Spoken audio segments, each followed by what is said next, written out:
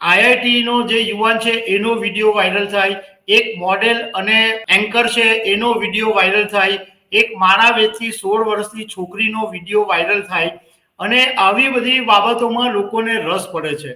તો આના વિશે હું તમારી સાથે વાત કરીશ. નમસ્કાર.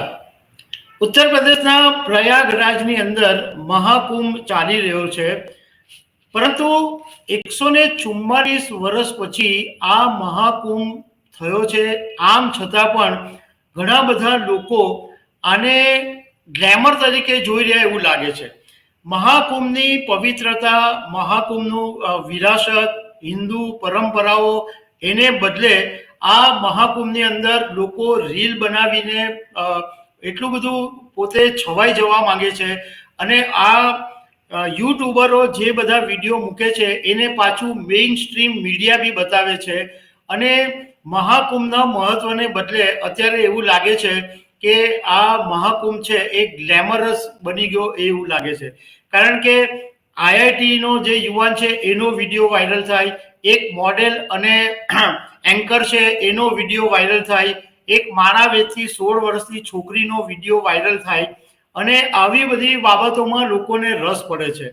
તો આના વિશે હું તમારી સાથે વાત કરીશ.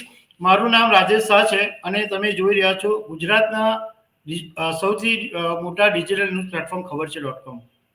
એક વાત લોકોએ સમજવા જેવી છે કે આ પ્રયાગરાજની અંદર આ વખતે જે મહાકુંભ છે એ 144 વર્ષ પછી એનો સંયોગ આવ્યો છે.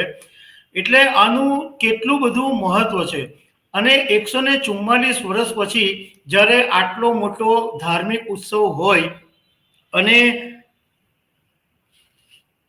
આ મહાકુંભ એ માત્ર ધાર્મિક ઉત્સવ નથી, બલકે આપણી સંસ્કૃતિ, આસ્થા અને આધ્યાત્મિકતાનું વિરાસત પણ છે. તમે દર વખતે જોયું હશે કે દર 12 વર્ષે જે થાય છે એ પૂર્ણ કુંભ થાય છે અને હરિદ્વારમાં ઉત્તરાખંડના ગંગા કિનારે, મધ્યપ્રદેશના ઉજ્જૈનમાં શિપ્રા નદીના કિનારે, નાસિકમાં મહારાષ્ટ્રમાં ગોદાવરી નદીના કિનારે અને ઉત્તર પ્રદેશમાં પ્રયાગરાજમાં ગંગા યમુના સરસ્વતીના સંગમ તટે આ પૂર્ણ કુંભ થાય છે અને એ દર 12 વર્ષે થાય અને દર 12 વર્ષે થાય એટલે 12 × 12 = 44. એટલે 144 વર્ષ પછી જે થાય એને મહાકુંભ કહેવામાં આવે છે. હવે આ પૂર્ણ કુંભ જે દર 4 વર્ષે થાય, હવે હમણાં 2013માં પણ જ્યારે પ્રયાગરાજની અંદર થયેલો તો એ પૂર્ણ કુંભ થયો હતો અને આ વખતે ફરીથી જે પ્રયાગરાજમાં છે એ મહાકુંભ છે. પરંતુ જે જોવા મળે છે એ બહુ ચિંતાજનક છે કે બધા યુટ્યુબરો ત્યાં આગળ મહાકુંભમાં ફરીને વિડીયો ઉતારી અને પૈસાની કમાણી કરે છે અને વિડીયો પર બધું એવી સ્ટોરીઓ વધારે વાયરલ થાય છે જે ગ્લેમરસ હોય છે. એક આઈઆઈટી યુવાન છે એ ત્યાં ગયો, એ કેનેડા ભણીને આવેલો હતો, એના વિડીયો જબરજસ્ત વાયરલ થયો. પછી એક મૂળ ભોપાલની એક યુવતી છે જે પોતે ફ્રીલાન્સ એન્કર હોવાનું કહેતી હતી અને એક રથમાં એ સવાર હતી તો એનો વિડીયો જબરજસ્ત વાયરલ થયો.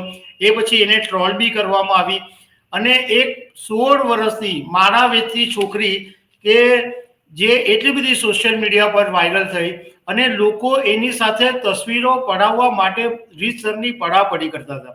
આ ઘેરો રંગ અને વાદળી આંખવાળી છોકરી એ સોશિયલ મીડિયા ઉપર એટલી બધી પોપ્યુલર થઈ ગઈ છે. તો સવાલ એ ઊભો થાય છે કે આપણે નવી પેઢીને શું બતાવવા માંગીએ છીએ કે આપણું જે આ મહાકુંભ છે એ ગ્લેમર સાથે સંકળાયેલું છે. આપણું જે હિન્દુઓની આટલી વર્ષોની જે પ્રાચીન અને ભવ્ય પરંપરાઓ છે, આપણા જે હિન્દુ શાસ્ત્રો છે, હજારો વર્ષોની આપણી પરંપરા છે અને મહાકુંભની અંદર જે બધા તપસ્વી સાધુ સંતો, નાગા બાવાઓ, નાગા સાધુઓ એ બધા જે આવે છે એની વાત તો કોઈ કરતું જ નથી. જે હિન્દુત્વનો ઠેકો લઈને ફરે છે, જે આધ્યાત્મિક ગુરુઓ તરીકે પોતાને ગણાવે છે, એવા લોકો તો આની બાબતે કંઈ બોલતા જ નથી કે ભાઈ મહાકુંભમાં શું ચાલી રહ્યું છે. ખરેખર મહાકુંભનું જે મહત્વ છે, આપણા જે હિન્દુ સંસ્કૃતિનું જે પરંપરા છે, એની વાત તો લોકોને બતાવવી જોઈએ ને. એ વાત મહાકુંભમાં બહુ ઓછી થતી હોય એવું દેખાઈ રહ્યું છે. આપણી વિરાસત ખરેખર એટલી ભવ્યતા છે. આપણે હિન્દુ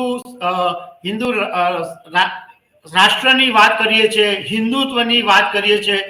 નો ડાઉટ કરોડો હિન્દુઓ ભેગા થવાના છે, પરંતુ આપણી જે પરંપરાઓ છે, આપણી જે સંસ્કૃતિ છે, એના વિશે તો લોકોને જાણકારી મળવી જોઈએ ને. 45 દિવસનો આ મહાકુંભ છે, તો આ મહાકુંભની અંદર એનો જે નિચોડ છે, એનું જે માખણ છે, જેનું વલોણું છે, એની અંદર તો આપણા હિન્દુ સંસ્કૃતિની જે ભવ્યતાઓ છે એ વાત બહાર આવવી જોઈએ. જે તપસ્વીઓએ જે મેળવ્યું છે એની વાત બહાર આવવી જોઈએ. તો દર્શક મિત્રો, આવી અનેક વાતો સાથે અમે તમને મળતા રહીશું. Thank you very much.